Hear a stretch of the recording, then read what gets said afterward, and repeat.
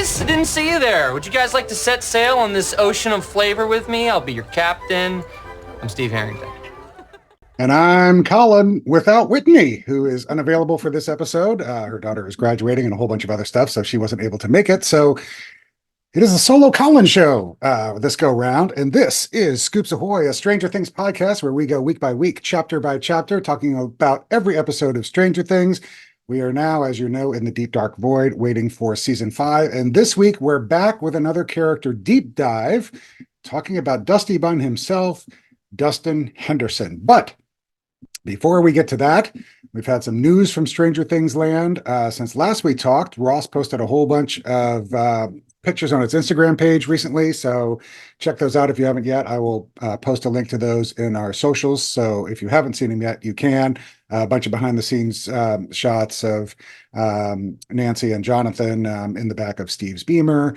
There's a shot of Maya Hawke on set, and a bunch of other stuff. So take a look at those. And perhaps the bigger news, whether or not it pans out or not, we don't know, but for the time being anyway, we'll run with it. So we have something to talk about, and that is that we got some rumored chapter titles for season 5 from Jeff Snyder over at the In Snyder.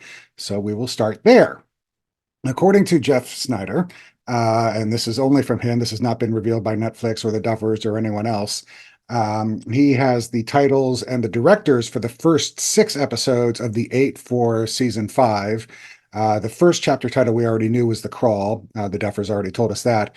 The title for chapter 2 is The Vanishing of Blank Wheeler, and we don't know which Wheeler they're referring to. Could be obviously Karen, Ted, Nancy, Mike, or Holly.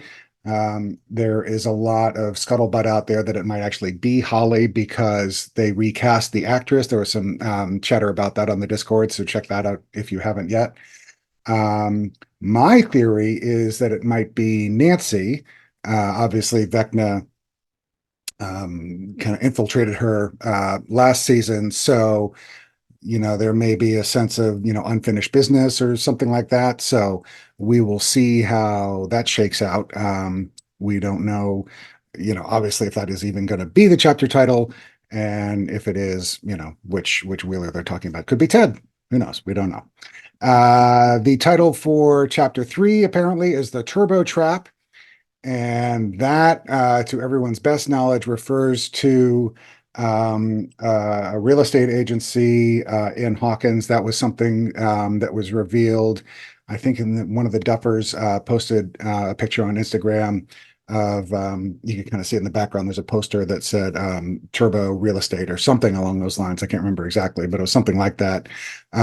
So my theory on that is that it might be something having to do with the Creel House going up for sale. But then again, the Creel House is probably split in half and on fire and everything like that. So I can't imagine, there's going to be a whole lot of people buying real estate in Hawkins these days after the great, the 4-way split that happened at the end of season 4. But, that's one thought anyway.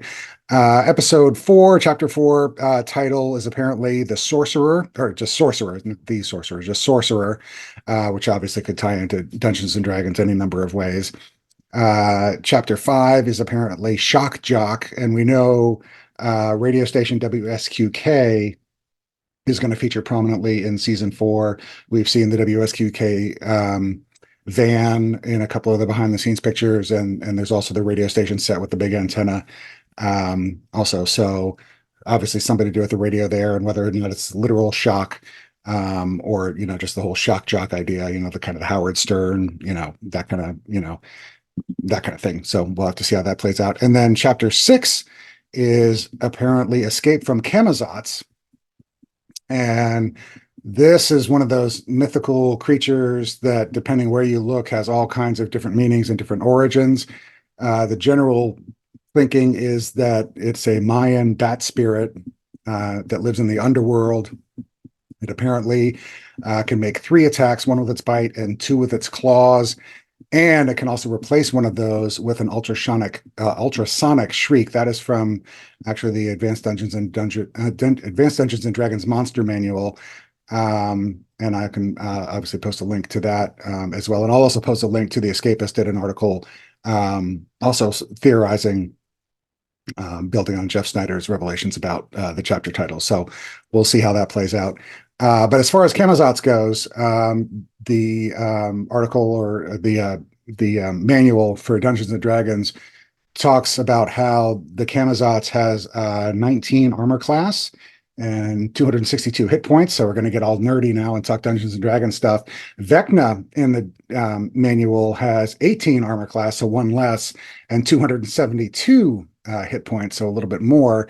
And then the Demogorgon, which is the worst, most fearsome monster in all of Dungeons and Dragons, to my knowledge anyway, has a 22 armor class and 406 hit points. So 22,406 for Demogorgon, 18,272 for Vecna, and 19,262 for Camazotz. So again, how this all plays out, we don't know. And then we also were told apparently the directors of these episodes. So the Duffers are going to be directing episode 1, The Crawl, episode 2, The Vanishing of Whoever Wheeler, chapter 4, Sorcerer, and then presumably chapter 7 and 8. Frank Darabont is actually coming out of retirement. He had retired as a movie director. He did The Green Mile and Shawshank Redemption and a bunch of other stuff. And he will be apparently directing 3, The Turbo Trap, and 5, Shock Jock. And then Sean Levy, who's been a perennial director for Stranger Things and is the executive producer of Stranger Things. Sean Levy will be apparently directing episode 6. So we will have to see how that all plays out. And of course, if we go back in history and look at the Netflix teasers that they put out before the start of every season, where they announced the chapter titles at the time, and their track record is not all that great. So even if these are the preliminary titles or just rumored titles or something like that, the chances of them actually happening may be kind of slim. We look back at season 2, and the original teaser from Netflix gave the titles as Mad Max, which was correct. Chapter 2 was The Boy Who Came Back to Life, and that became Trick or Treat Freak. Chapter 3 was The Pumpkin Patch, which became The Pollywog. Chapter 4 was The Palace, which became Will the Wise. Chapter 5 was The Storm, which became Dig Dug. So of the first 5, they got 4 wrong. Chapter 6 was The Pollywog, which was, originally what, we thought eventually became chapter 3, but they had it as the 6th title, and that became The Spy. And then chapter 7 was The Secret Cabin. That became The Lost Sister. Chapter 8 was The Brain. That became The Mind Flayer. And then chapter 9, the last chapter that was revealed in the teaser, was The Lost Brother, which, became The Lost Sister and was shuffled out of order. That actually, the last episode of season 2 was obviously called The Gate. So, looking at it, they got about 7.5 right. 7.5 wrong, I'm sorry, in the season 2 title. Season 3, they actually did a little bit better on the Netflix teaser. The first 4 ended up being correct. Susie, do you copy them all, rats? The Case of the Missing Lifeguard and the Sauna Test. Then they had the 5th title as The Source, which became The Flayed. The 6th one was The Birthday, which became E Pluribus Unum. And then 7 and 8 were wound up being correct, and that's The Bite and the Battle of Starcourt. And then season 4, they actually got all the titles correct, or they actually stayed the same as, from the teaser to when the show actually aired. So we'll wait to see and, just kind of see how it all pans out. But at least, we got, a little bit of things to kind of think about and theorize about. Whether or not the titles pan out or not, we don't know. But, it's fun to think about. And then one last thing before we get into Dustin talk, and that is something that Christy actually mentioned in the Discord, and that is apparently, and I believe this all day long, Netflix is putting together a multi-part documentary kind of behind the scenes filming of Stranger Things season 5, which will be released presumably, at the same time the season itself comes out. And then there's also talk of reviving Beyond Stranger Things, which was the Netflix series that Jim Rash hosted after season 2 and only after season 2, where he sat down with all of the cast members kind of individually in different little groups. Really good information. I remember we relied on it a lot here on Scoops Ahoy when we were talking about season 2, all the stuff that they kind of talked about, the behind the scenes things and stuff like that. So I'll also post a link to that article that Christy found, and we will talk about that. So now let's get on to talking about Dear old Dusty-bun, or dear young Dusty-bun, I guess. I'll start off talking about the actor himself, Gaten Matarazzo, who was born September 8th, 2002. He is 21 years old as of now. Was born in New London, Connecticut, grew up in New Jersey. He, like Dustin, has cleidocranial dysplasia, which is a genetic condition which affects the bones and teeth and collarbone. So obviously the Duffers wrote that into the character based on Gaten's casting as Dustin in the show.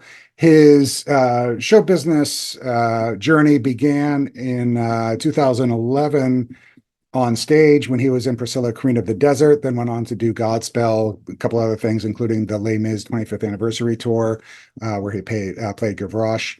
And then just recently, last year in 2023, was in the Sweeney Todd revival on Broadway with Josh Groban, if I'm correct, I believe. So that's a little bit of bio on Gaten. As far as awards and things like that goes, he famously was part of, obviously, the SAG Award-winning cast of Stranger Things that won the Outstanding Performance by an Ensemble in a Drama Series SAG Award in 2017, and was nominated again in 2018 and 2020.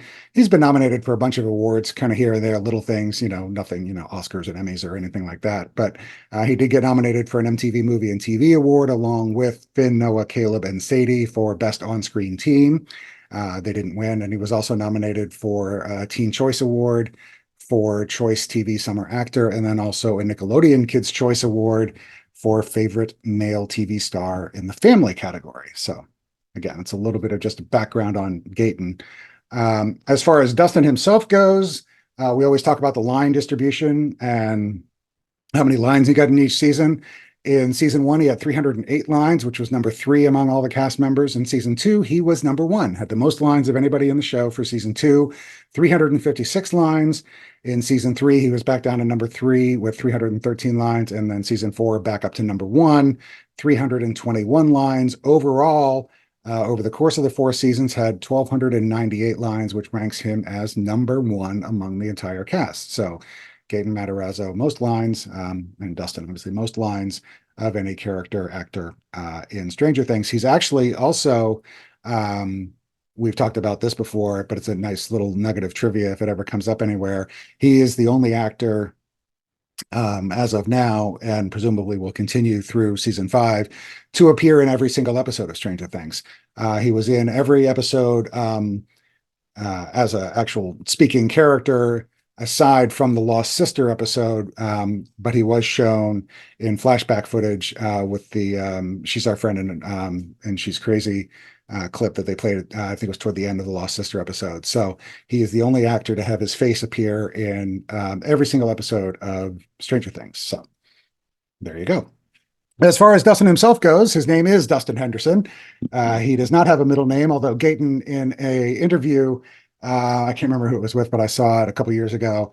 The interviewer was asking him, and it was actually a kind of a young kid doing the interview, and Gaten was asking more questions of the kid than the kid was asking of Gaten.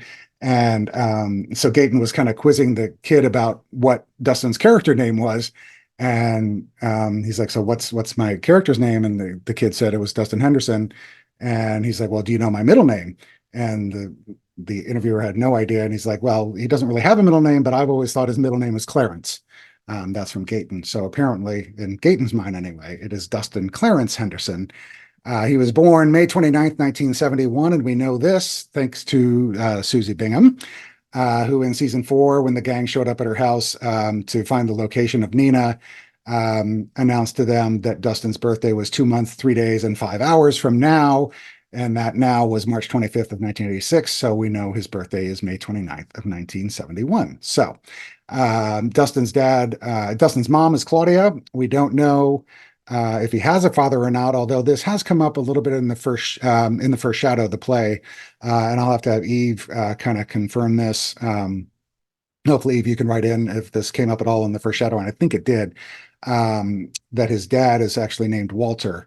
It's not revealed in the show anywhere, but I think there was a reference to it from what I've heard in the first shadow. So I will rely on Eve or anyone else who's seen the first shadow to confirm that. Dustin is the only kid in the party without at least one sibling. which is kind of interesting and something I hadn't really thought about before. He used to have a cat named Muse. We all know what happened to poor Muse. He has a turtle named Yertle. He also had a pollywog named Dart that we all know about. And then the replacement cat was Chews. And of course, his girlfriend is Susie Bingham from Utah. So the original pitch by the Duffers in the show Bible, the Montauk show Bible that we actually talked about a couple episodes ago in the podcast, the Duffers described Dustin Henderson as age 12 and the king geek. He is overweight and wears oversized glasses. His supportive parents are nerds themselves and are supportive of his choices and hobbies. However, Dustin finds less acceptance at school, where he's often bullied for his weight and his interests. He frequently bickers with Lucas. Their arguments are good-natured at first, but they escalate as the stakes rise. So obviously quite a bit changed between the show Bible, but you can kind of see the kernels of the character that the Duffers were going for. And I think this was a result, kind of like we talked about with Joe Keery being cast as Steve, how they found Gaten's personality and kind of wove that into the character and kind of making him the comic relief. And I can imagine, table reads and things like that. Dustin kind of cutting the room up with his comedy and his sense of humor. And so I think that, influenced the Duffers kind of on down the line, either going back and doing a couple rewrites or, writing things that they hadn't written yet around Gaten's sense of humor. But yes, I would call him King Geek. Obviously, I wouldn't call him really overweight or anything. Obviously, doesn't wear oversized glasses. Does have a supportive mother, but again, as we talked about, no word on a father. And talking about the bullying and that kind of stuff, obviously the kids were bullied, Lucas and Mike and Dustin anyway. And as far as frequently bickering with Lucas, he did obviously do that, particularly in season 1 with the whole scene revolving around the junkyard and Elle. So, but I don't think that friction materialized, the way the Duffers had originally planned it to, and instead, they kind of brought the party together and made them, kind of friendly and work together. So, as far as the script for the pilot episode, which we also talked about in that same episode a couple episodes ago, it says Dustin Henderson, age 12, is playing Dungeons and Dragons as a dwarf. This is in the opening scene. He is the most fearful and least confident of our group. And yeah, that is something that, you kind of forget about, but he was the one back in the original Dungeons and Dragons game when they were playing that was saying, we got to cast protection, kind of being, playing it safe and being a little bit more timid.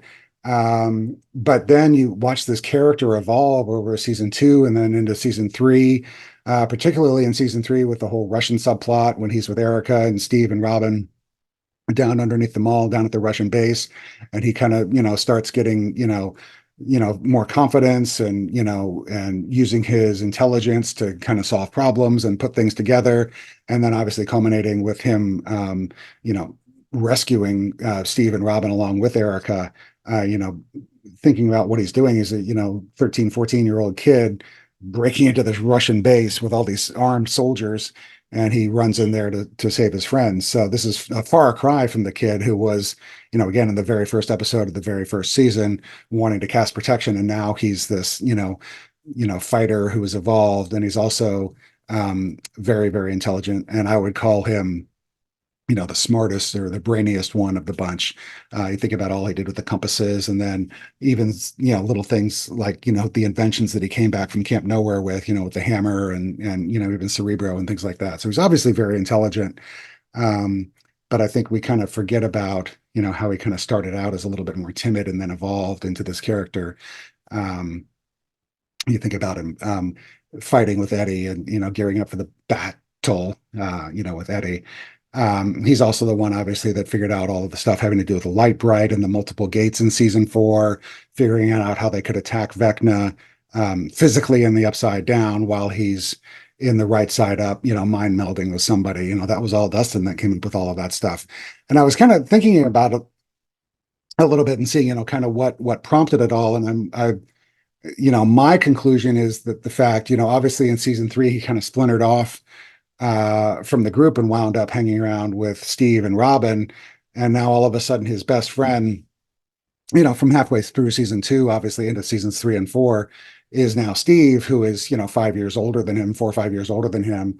So all of a sudden he's out of this group, of like-minded 12-year-olds who sat around playing Dungeons and Dragons, and now he's hanging out with this 17, 18-year-old guy who, along with telling him how to do his, the Farrah Fawcett hairspray and everything, is rubbing off on him and, helping him become a leader and helping him become more confident and more sure of himself. So I think Steve rubbing off on Dustin in a very positive way, um, also really helped Dustin evolve as a character. So I went through and I talked to and I kind of thought about, my top Dustin moments, which is just impossible. It's like picking your favorite flavor of ice cream. There's so many.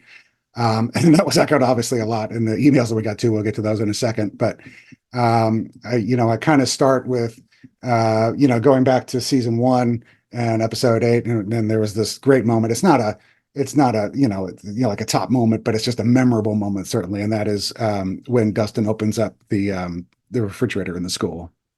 Mike! I found a chocolate bunny! I love that line, and especially how his voice cracks at the end. It's just so great. Moving into season 2, one of my honorable mentions was trying to capture Dart in the hockey pads, getting all suited up. He had the kind of the chest protector and the goalie, leg protectors and stuff, and he was kind of running around and trying to catch a Dart with the slices of bologna. I thought that was a great moment. The whole bit of figuring out the mind flayer and naming it the mind flayer and figuring out how it works and everything. We'll talk about that again in a little bit. In one of the emails, that was an honorable mention moment for me. Another favorite of mine was in season 2, episode 9, and that, of course, is a snowball. Everything from his hair to his outfit, showing up with Steve and then walking in and the whole thing with, asking the girl to dance and Nancy finally coming up and rescuing him at the snowball was just such a great moment. And then in season 3, episode 4, we talked about this last week. Not my feet, dumbass. Push my ass. What? Touch my butt. I don't care. Come on. Harder. Push it. Don't hurry with my leg. I'm not playing. I have terrible footing. Here you go. I'm going to just shove you. Ready? You're shove me. 2. It's just a great moment. Again, his voice is cracking. I love how his voice cracks, and he just like really gets into delivering these lines. It's such a great job by Gaten. And then my last honorable mention before we get into my top 5 moments was something I touched on just a little bit ago, and that was how he was the one that discovered or theorized the whole bit with the light bright in season 4 of episode 7, and then also the whole multiple gates idea, and going so far as to fire back with, to Steve and Robin and Nancy, saying, seriously, how many times do I have to be right on the money before you guys trust me? Which is, such a great line. So, okay. So that brings me to my top 5 Dustin moments. And again, this was just impossible to do. And I actually switched my 1 and 2 a couple days ago. I'm sure most of you could guess what my number 1 was, but then I actually switched it. So coming in at number 5 for me is one that I already talked about, season 1, episode 6. And it was this bit when they're at the quarry, when Troy comes to terrorize the kids. Yeah, that's right. You better run. She's our friend and she's crazy. She'll come back here and she'll kill you. You hear me? She'll kill you, you sons of bitches. And that was actually one thing I didn't mention that I forgot to mention when he talks about sons of bitches there. He was actually the first character, Dustin was, to utter an expletive in Stranger Things. And it happened way back at the beginning of season 1, episode 1, when he says, "We're in deep shit." So that was, kind of also setting the tone, I think, a little bit for Dustin's character as well. So that was my number 5. My number 4 was the whole reuniting with Steve at Scoops Ahoy with the lightsaber handshake and all that kind of stuff, prompting Robin to go, how many children are you friends with? I thought was just such a great moment, showing a lot of, just Dustin's just pure love for Steve and, the relationship they have, which I thought was really, really neat. Season 3, I also touched on earlier. Number 3 for me, I touched on earlier, and that was when he and Erica storm into the Russian base and rescue Steve and Robin, which was just, you kind of get folded up into the show and you kind of watch these things happen and you're like, of course he rescued them. And then you sit and think about that this is a, 14-year-old kid who's like barging into a Russian base, God knows how many miles underground, with no fear. He runs in, pokes him with a cattle prod, and rescues his friends, which I thought was just a great moment. My number 2 was my number 1 until a couple days ago, and of course everybody knows what it is. It's this. Turn around. Look at what you see in her face. A mirror of your dreams. Make believe I'm everywhere. Keep it in the light. Written on the pages is the answer to a never-ending story. How could you? You're gonna love it. Absolutely a great moment. And again, it was my number 1 moment, and then I've kind of reconsidered thinking about Dustin and his character and everything like that, and came down for my number 1 Dustin moment of the entire series to this point. And it's kind of a cheat because it's 2 moments, but they really go together. And they're both from season 4, episode 9. And that is being with Eddie and comforting Eddie when Eddie dies at the hands of the demo bats. And then also seeking out and talking to Eddie's Uncle Wayne in the shelter after everything happened, and comforting Uncle Wayne and telling him that, Eddie was a hero and that kind of thing. And I just think those 2 moments obviously mesh right together very nicely. And I mean, Gaten's performance in both of those was just so incredible. And it's one of the few times in the series where I actually kind of tear up still. And I've seen that scene, good Lord, 12, 15 times. And it still gets me every time. It's just a great performance by Gaten and a great moment for Dustin, both of them. And, again, you think about this kid who's now 15 or 16, and he's, dealing with, this death and all the crazy things that are going around, and all, the demo dogs and demo bats and Vecna and all this paranormal weird stuff that's going on. And he kind of keeps his composure, and he takes the moment to sit there with Eddie. And then also when it's all done, when, the whole world is, crumbling literally around him, to take time to comfort Uncle Wayne and talk to him about Eddie. So that was my number 1 moment for Dustin in the series, the entire Stranger Things series. So get to emails in just a second, but I did want to mention 2 other quick things, and I'll post links to both of these on our socials. Netflix, actually, I don't think it was Netflix. Somebody put together a video that they called Dustin and Steve being iconic for, I can't remember, however many minutes. So it's just a clip reel of all of Dustin and Steve, and all the stuff that they have over the course of the series. It's just a great little video. So I'll post a link to that so you guys can see that. And then there was a great interview that he did with IMDb after season 3. And it was one of these kind of goofy, funny interviews where, you talk about, he gets asked questions like, what's your favorite tree? And would you rather have David Harbour's mustache or somebody's beard? I can't remember, something like that. So it's a bunch of little silly questions. But it was a really kind of a fun interview. So I'll post that link as well so you guys can get into that. So, okay, on to emails talking about Dustin. We got quite a few to get through. So, we'll start with one from Megan. She says, "Hey, Collin and Whitney and Scoopers. First, a life update. When this episode launches, I will be 2 days fresh from graduating college. Tears. Now I just have to pass my licensing exam and I will be a registered nurse. So congratulations, Megan. Okay, on to my main man, Dustin. Dustin, Max, and Steve are without a doubt my top 3 characters. But what I love about Dustin particularly is that he is unapologetically himself. I genuinely cackle at my TV at some of his lines. I have too many favorite Dustin moments to rank them, so I'll just shout out one from each season. And the first one she mentions is from season 4, and it's this clip. They gonna swim. Long night swim. Light swim. I don't know what Gaten does with his voice, but it's just every line he gives is just such great things with his voice. He never just gives the line, or very rarely gives the line as written on the page, and you would think it would be delivered. Just such a great job. Megan says that in that squeaky voice when they're being questioned by the cop, she loves that. In season 3, she says when he returns from camp and sprays Lucas in the eyes with the Farrah Fawcett spray, it's a great moment. In season 2, she says the birth of the Dustin and Steve duo in general, but when Steve's talking about the polywog and is like, how do you know he's not just a lizard? And this is the scene. How do I know if it's not a lizard? How do you know if it's not just a lizard? Because his face opened up and he ate my cat. R.I.P. Muse, Megan says, and that is a great line. And then in season 1, she says, when the boys are about to go on the mission to find Will, and Mike asks Dustin, "What did you get? What did you bring to the party?" And Lucas has this, backpack with all of his Vietnam weapons and the camouflage and everything. And Dustin has a bag with Twinkies and, snack mix and stuff like that, which was just a bunch of stuff. So she says, Dustin has this bag of snacks and candy. Such a mood. I'm so nervous for Dustin in season 5, Megan says. I think we're going to see him struggling through a hard time after Eddie passed. Sorry, I don't think they're bringing Eddie back. And no, I don't think they are either. But I hope the Duffers find a way to also incorporate Dustin's cheerful comedic side in the season. Without it, the show would definitely lose a lot of charm. Here's to hoping they find a good balance between showing his grief and still being the Dustin we know and love. That's all for now from Megan. Thank you, Megan, for writing in.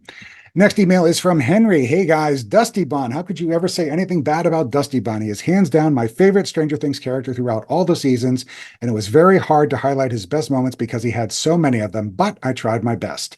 Number 5, I've only cried once in Stranger Things, and that was just in season 2 when Dustin kept getting rejected by all the girls at the snowball before Nancy finally comes to his rescue. Number 4, the entire railroad track scene in season 2 added so much character development for Steve especially, but I love their relationship, and this is what set it all off, basically. I agree. Number 3, his whole relationship with Dart was one of the funniest Stranger Things relationships ever because of how he tries to convince everyone that Dart isn't bad, but we all know how that ended. Yes, we did, Henry. Number 2, the whole season for Battle was perfection, but especially with all of Dustin's scenes. And number 1, he says, I bet I'm not the only one, but the never-ending story makes me laugh even when I'm writing this. Turn around. Yeah, I won't play the whole thing again, even though I could listen to it all day long, but that's okay.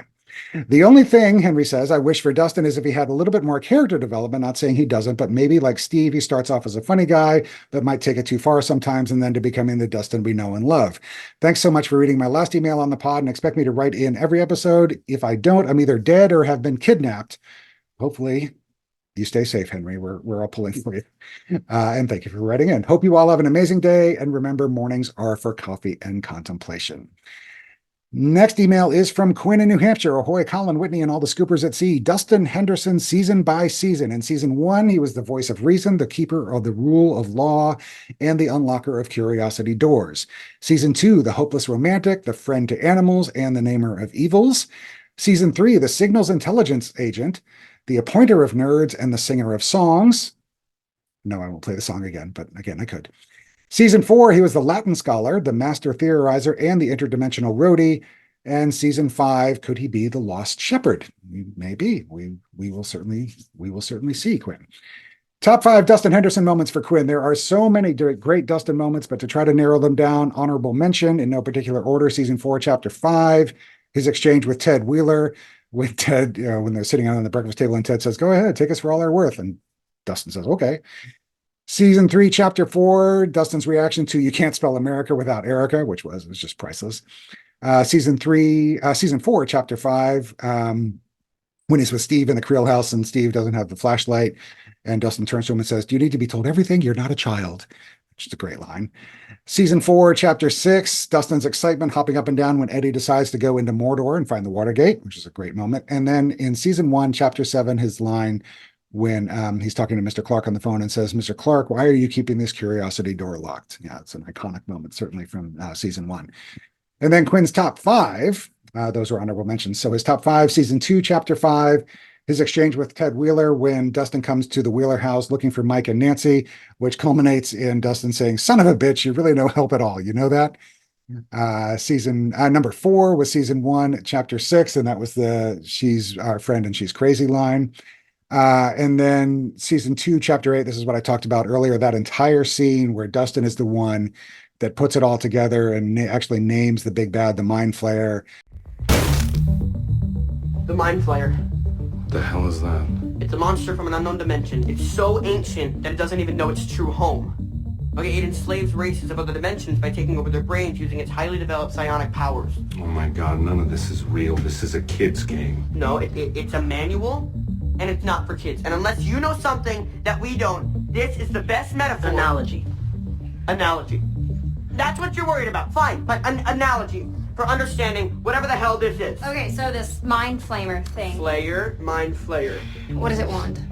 To conquer us, basically. You know, it believes it's the master race. Like the Germans. The Nazis? Yeah, the Nazis. If the Nazis were from another dimension, totally. It views other races like us as inferior to itself. It wants to spread and take over other dimensions. We are talking about the destruction of our world as we know it. That's great. That's really great. Okay, so if this thing is like a brain that's controlling everything, then if we kill it, We kill everything it controls. We win, theoretically. All right, great. So how do you kill this thing? Shoot it with fireballs or something? No fireballs. You summon an undead army, because zombies, you know, they don't have brains, and the mind flayer, it likes brains. It's just a game. It's a What the game. hell are we doing here? It's just such a great, the whole scene is great. I was going to pull out like just a clip or two, but I had to actually play the whole thing. So just a great suggestion from Quinn. That was his number 3. Number 2 was season 3, chapter 8. You guys may have heard this one before. Turn around. Yeah, that one. And then his number 1 moment for Dustin is season 2, chapter 9, Dustin's freak out in the tunnel after being sprayed in the face, which results in him finally going, I'm okay. Looking forward to everyone else's thoughts and hearing about those from Quinn in New Hampshire. Thank you, Quinn, for writing in. Next email is from Luca. Hey, Scoopers, how have you guys been? I have a question for you. How come sometimes at the end of episodes you guys don't say what the next one is going to be? Because if I had known, I would have totally emailed in for the last episode. And I think, Luca, what happened here, I think this is probably referring to the free-for-all Zoom that we did with the Scoopers, because in the actual Zoom call itself towards the end of that is when I announced what the next episode would be. And then Whitney actually had to jump off in the middle of it because she had to get back to work. So we talked about it toward the end of the Zoom call. And then when Whitney and I came back in and did our little epilogue, we didn't mention it there. So I think that may be where the confusion was. But I think other than that, we've certainly at the end of every episode talked about what every episode is coming up. And we will actually be doing that at the end of this episode. So keep listening. My apologies that you missed it, but hopefully you won't miss them in the future anymore. And we will get your emails and we can get right back on track. So anyways, Lucas says, let's get to Dustin Henderson. I always loved in season 4 when he's trying to lie to the cops and the way he says, "Look, night swim." It's hilarious. I also thought it was sweet when he took care of Dart. I love when he found out Erica is a nerd like him. That was funny too. And when he fake fought with Eddie before the fight in season 4, I saw some foreshadowing. When he reconnects with Steve after summer camp, that handshake was awesome. My friend and I actually started doing the lightsaber part in our handshake, which is absolutely fantastic. Eddie's talk with Mr. Munson after Dustin's talk with Mr. Munson after Eddie's death was one of the saddest moments of the show. It had me bawling. Me too, Luca. We talked about that. And of course, everybody loved it when he sang Never Ending Story with Susie. No, I'll play it again. I'll stop there, but I have a lot more about Dustin, my favorite character in Stranger Things. Take care, from Luca. Next email is from Alma. Hi, Collin and Winnie and all the other Scoopers. I'm so excited for this episode about Dustin. I think I should probably explain how toilet tag works first, though. It's not super complicated. We talked about this a couple episodes ago. It's just like freeze tag, but when you get tagged, you have to kind of pretend you're a toilet. So you do a little half squat thing. You have to put your hand out to be the toilet handle. And to untoilet you, another player has to come and push down on your hand, flushing you. And then you spin around in a circle a few times and also make a flushing sound. And then you're back on the game. So it's kind of like freeze tag, is what I'm guessing, or TV tag, where you had to kind of name a TV show to stay safe. Also, Alma says, has anyone heard Billie Eilish's new album? I'm literally listening to it as I write this email. And actually, no, I have not heard Billie's new album. I actually didn't know she put out a new album. So I'll have to look that up. Okay, on to Dustin. She says, I love Dustin. He's so funny. He really does get all the best lines. Almost any scene with him is hilarious. Some of my top Dustin scenes are when he lures Dart into his basement and when he and Steve walk down the train tracks in season 2. I also love any scene with him and Erica in season 3, and the D&D scene in season 4 is great too. How can anyone not love Dusty-bun? Also, this has to be settled. Do you guys say Dusty-bun or Dusty-bun, she asks. And I actually went back and looked, and it's always Dusty-bun. It's never Dusty Buns anywhere in the show itself, but you can certainly call him whatever you want. We know what you mean. My favorite line of probably the entire show, she says, is when Steve says, are you sure it's not a lizard? And Dustin says, no, because his face opened up and ate my cat. On that note, please, a moment of silence for our beloved friend Muse. Okay, we'll pause for Muse. Okay, thank you, Alma says. Also, what happened to the turtle? Maybe the cat ate the turtle when Dart ate the cat. I'll get back to you after I write that story. And actually, I remember Whitney and I talked about this.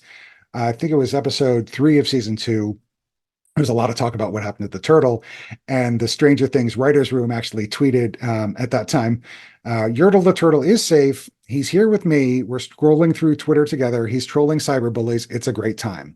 So that was a tweet from the Stranger Things writers in November of 2017 after episode 3 of season 2. Okay, now once again, I deliver to you your monthly dose of Stranger Things memes, says Alma. And this one is I'll post a link to it and show it here so you guys can see it. It's the shot of Dustin back from season 1, and the caption says, "I haven't seen Stranger Things. Is it good?" And it's Dustin's reaction, and he's saying, he sighs and says, "Sometimes your total obliviousness just blows my mind." So that was a great little meme. So I'll post that to you guys so you can see that in our socials, and then obviously on YouTube, if you're watching it, you can see it there. So okay, bye, says Alma. Thank you, Alma, for writing in. Next email is from Ellie. Hello, Collin and Whitney. How are you guys? I'm fine. I currently have my grandparents from Canada in my house, so yay to that. They brought me hardcovers of Fourth Wing and Iron Flame by Rebecca Yarros, which is awesome. I'm sure you guys have heard of them, so also yay to that. Also, Fourth Wing is my best friend's favorite book, which means it's been thoroughly spoiled for me, which also means I know all the deaths. Let's just say there's one character that dies that everyone loves, and I knew they died before I even started the book, and I've been dreading it ever since. Okay, that's my news. Oh, poor Ellie. On to the subject of our email, Dusty-bun. I love Dustin. Everybody loves Dustin. I want to pick him up and squeeze him. Please, he's just so cute. Also, he and Steve are comedic gold. I love them so much. He and Erica in season 3 are also amazing. I could go on for ages about the subject of Dustin Henderson, but I will leave it at that. Love, Ellie. Thank you, Ellie, for writing in. And then one last Dustin email. This is from Eve, Ahoy Scoopers. Hope everyone is doing great. But before I get to Dustin, she says, y'all asked and you all shall receive. Drum roll, please. And I can actually play a drum roll because I have a drum roll.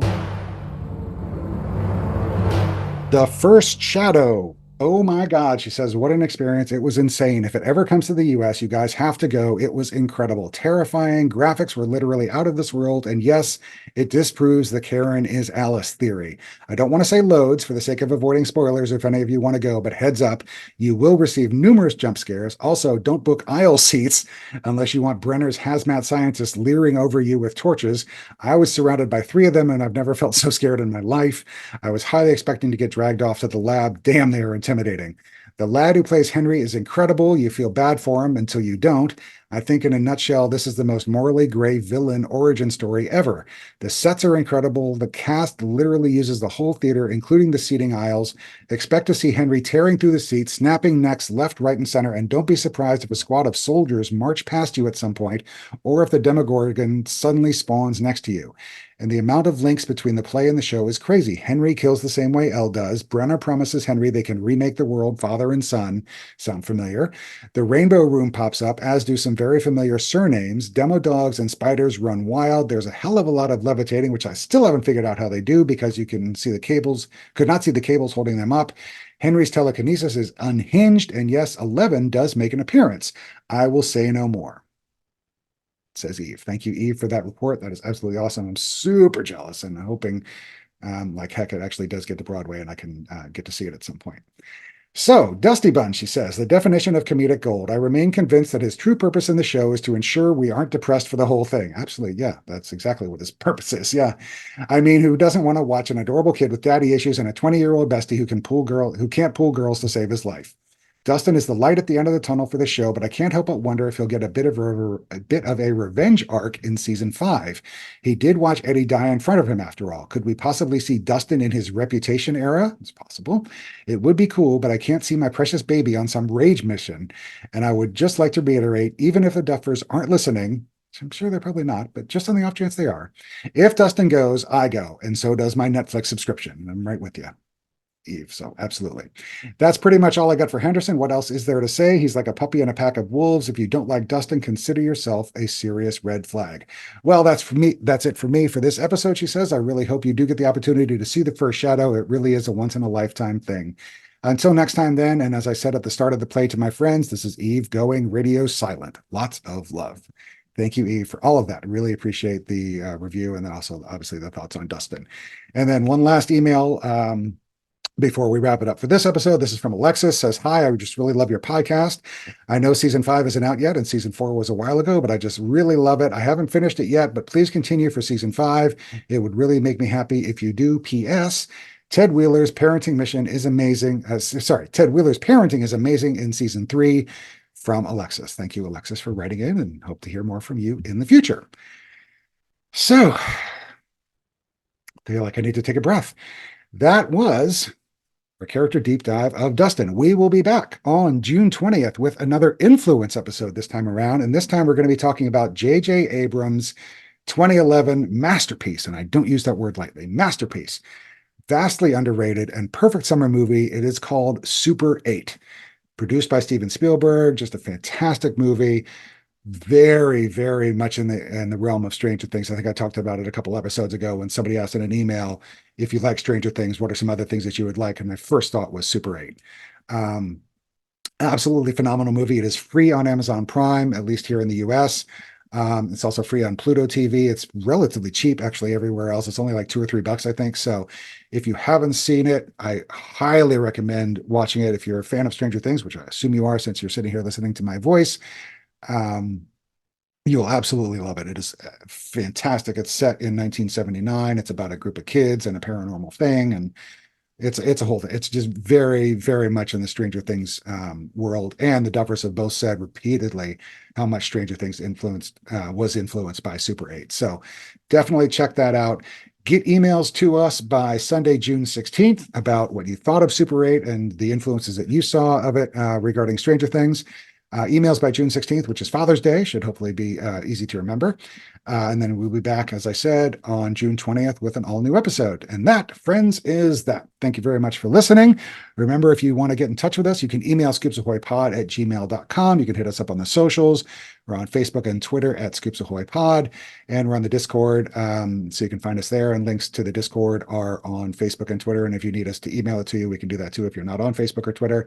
So you can hop on the Discord. Lots of great discussions about everything from books to Taylor Swift to season 5 theories to Stranger Things in general. So lots of stuff there for you to enjoy. So hope you get going on Discord if you haven't already. So that does it for this week. I want to thank everyone for listening, and I hope you tune in next time. Thanks, guys. Bye.